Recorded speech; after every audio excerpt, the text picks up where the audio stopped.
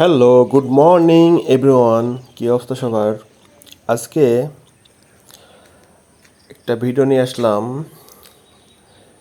যেটা হচ্ছে আমি প্রত্যেক দিন যে রাস্তায় হাঁটতে যাই, আর এই রাস্তার এনভায়রনমেন্ট আর ওয়েদার, এদিকের ওয়েদার এত সুন্দর, কি আর বলবো।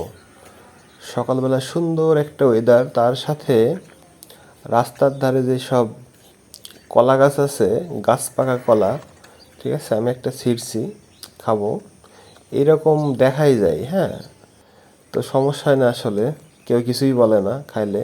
মালিকে বলে যে আরও খাইতে, এই জন্য পারছি। এই যে যেতে যেতে তার একটা কলা পাইছি।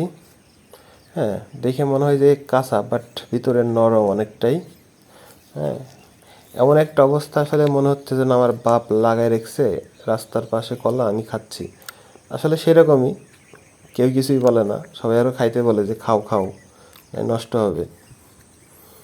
এইখানকার কি বলবো, ওয়েদার এতটা দারুণ, আর এই যে সকালবেলা সূর্য দেখা যায়, মানে অস্থির লাগে আর কি হাঁটতে। ঠিক আছে, সেই সাথে যদি এই বিনা পয়সায় যদি কলা পাওয়া যায়, আরও সুন্দর না ব্যাপারটা।